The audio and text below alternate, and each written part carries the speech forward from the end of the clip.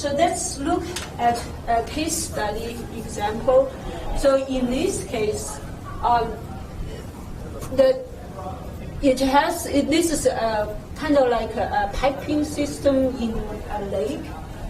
So you have the upper part, and then you go to this first station, and then you connect the first station to the second station with an intermediate pipe. So the upper part, of course, is the more critical part. The reason is because you cannot really easily do maintenance on it, because in this case, if you want to do the maintenance, either you have to send a diver or you have to pump out the water in the whole lake to get to that part. That is the problem. And of course, for the second part, for the intermediate part, it's a little bit easier because you can shut down this valve and then just drain this part. Okay. So the design question, so we'll focus on this one, and the paper actually talk about that part also, but we'll focus on the intermediate pipe part. Okay, so this is what we know. So the pipe diameter is, inner diameter is 2.5 meters, and then that probably is dedicated by the how much water you need to process through that pipe. The thickness is not given yet, so that is a design parameter that you can design. So we know the stress is 8 megapascal, and also there's I think that's the pressure. And then there also has a residual stress because of the welding of 17 megapascal along the circumference level.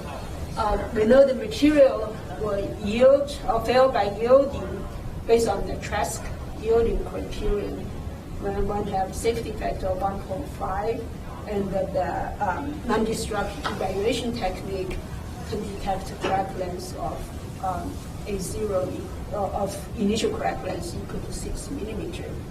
So the design question is, you have two types of steel. Steel A is a high-strength steel, and it's much more expensive. It's almost twice as expensive. Then steel B is middle-strength steel with these parameters. So the question is, as an engineer, you will be decide, do you recommend steel A or do you recommend steel B? Right. So this is the problem that at hand. Let's see.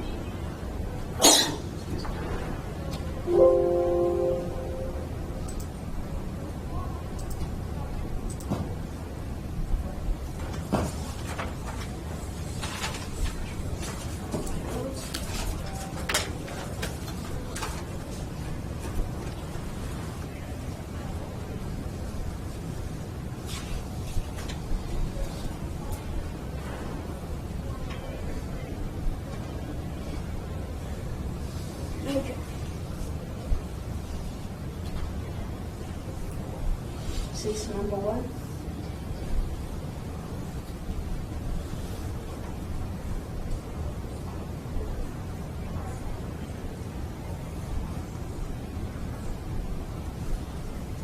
Okay, so in this case, we have basically a long pipe.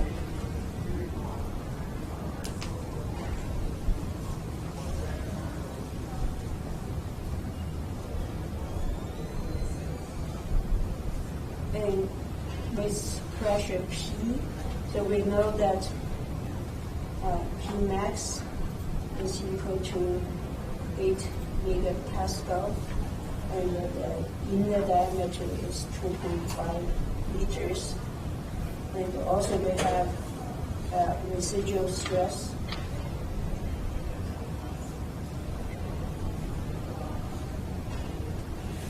is equal to 70 megapascal. That's along the circumference area. My MDE minimum crack length is 6 millimeter, and the failure mode. So that's something that is also important. Before you design things, you have to understand what is the most likely failure mode for a part. Usually for classroom problem, this is given, but for a real-life application, this has to come from a lot of years of experience to understand what is the most critical failure part. And a lot of those experience are learned from mistakes or failure. So in this case, we know that the failure mode of this pressure pipe is usually long crack on the surface with a depth A.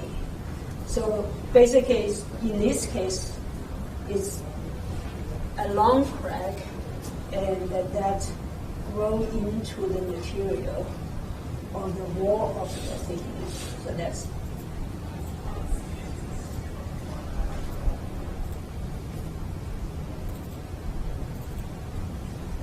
okay.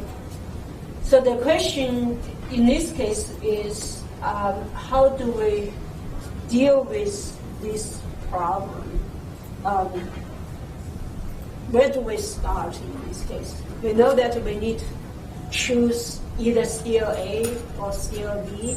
We cannot give that job to the monkey, or we cannot flip a coin. So we need to do some calculation and estimate how, or give an educated suggestion on which one works better for us.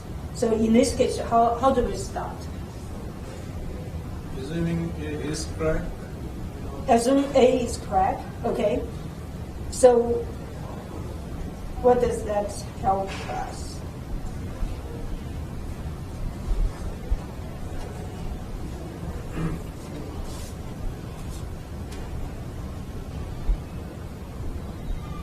Okay, if we don't have crack, what is the consideration for this problem? The strength. It will be yielding, right? And that's given by the yielding stress.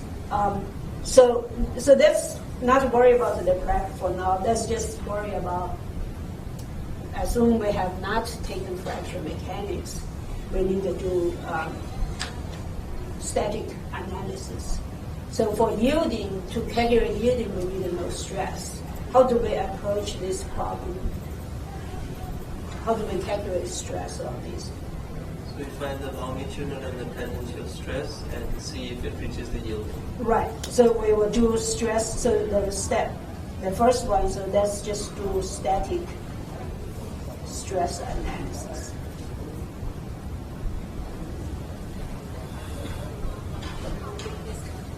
So for in this case, it's a thin wall pressure vessel.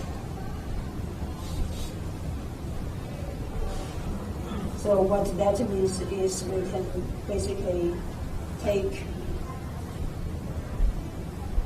a volume element like that, and we put it over here. We have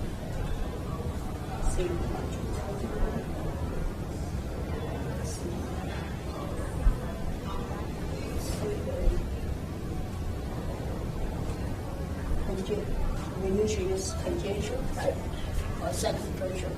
Okay, and then we also know we have residual stress, so that will be sigma R. So in this case, my sigma tangential is PR over T. And my sigma L is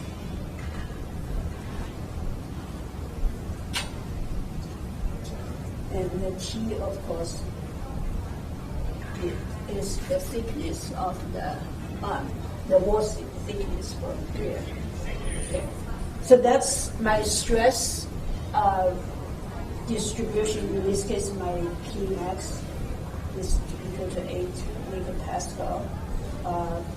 The R is equal to 2.5 to 1.25.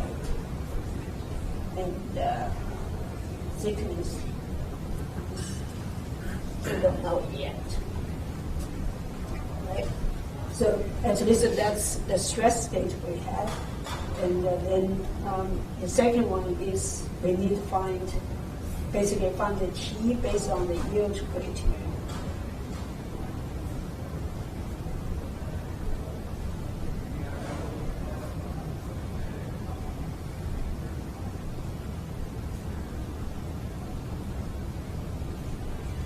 Which is tau absolute max is equal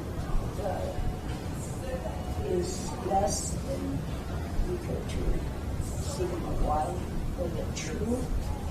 And also I have a safety factor also equal to 1.5. So that's my carrier or yielding criteria.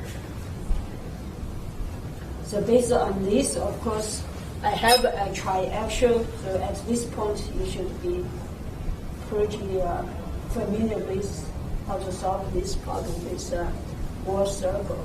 So I have, in this case, which one is the larger load stress?